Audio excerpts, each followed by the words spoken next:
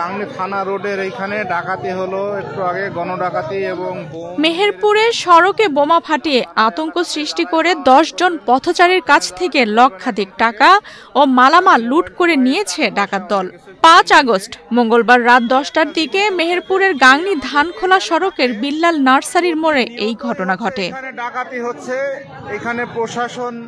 স্থানীয়রা জানান, সাপ্তাহিক হাট শেষে বাড়ি ফেরা লোকজনদের রাস্তায় আটকে সড়কের পাশে নামিয়ে বেঁধে ফেলে ডাকাত দল। এরপর তাদের কাছ থেকে নগদ অর্থ ও মূল্যবান মালামাল ছিনিয়ে নেয়। ডাকাতরা এরপর ৩টি বোমার বিস্ফোরণ ঘটিয়ে পালিয়ে যায়। এক্সট্রিম মশার কয়েল প্ল্যান্ট ফাইবার দিয়ে তৈরি, তাই সহজে ভাঙে না, সুগন্ধিযুক্ত ও নিরবিচ্ছিন্নভাবে জ্বলে। ডেঙ্গু, চিকুনগুনিয়া বাহি সহ যে কোনো মশার বিরুদ্ধে দেয় এক্সট্রিম সুরক্ষা।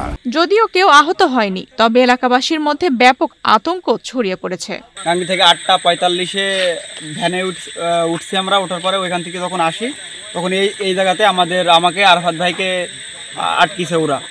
আটকানোর পরে ভাইয়ের কাছে ফোন ছিল, আমার কাছে ফোন ছিল, ভাইয়ের কাছে মানি ব্যাগ ছিল, টাকা ছিল। ওইগুলো নেওয়ার পরে আমাদের নিচে যাওয়ার পরে আমরা দেখছি যে ওইখানে আরও 15-20 জনের উপরে মহিলা সহ অনেকেই ছিল ওই জায়গায়। আর এখানে 2-3টা গাড়ি। আমাদের ধরার পরে আর একটা মোটরসাইকেল আসছে, ওই লোক ঘুরাতে যায়, পড়ে গেছে ওই জায়গায়। পরে ওই লোককে মারধর করার পরে ওরা 3টা বোম মারিছে। মারার পরে এই মাঠের এই দিক দিয়ে চলে গেছে ওরা। হাতে অস্ত্র ছিল, আগ্নেয় অস্ত্র ছিল, চাইনিজ ক্রোল ছিল, রামদা ছিল, সবই নিচে নেওয়ার পরে আমাদের নিচে দিছে। তারপর ওরা 3টা বোম মারার পরে আমাদের যে টাকা বাদে যা কিছু ছিল ওইগুলো সবই রাখি গেছে। ফোন, চাবি, তারপরে আরও কিছু কাগজপত্র 2-1টা যা ছিল ওইগুলো রাখি গেছে, কিন্তু টাকাগুলো ওরা নিয়ে গেছে। এদিকে স্থানীয়দের অভিযোগ, হাটের দিন প্রায় এই স্থানে এ ধরনের ডাকাতির ঘটনা ঘটছে। 2 মাসের ভেতরে মনে করেন যে 4-5 দিন মনে করেন এই কাহিনীর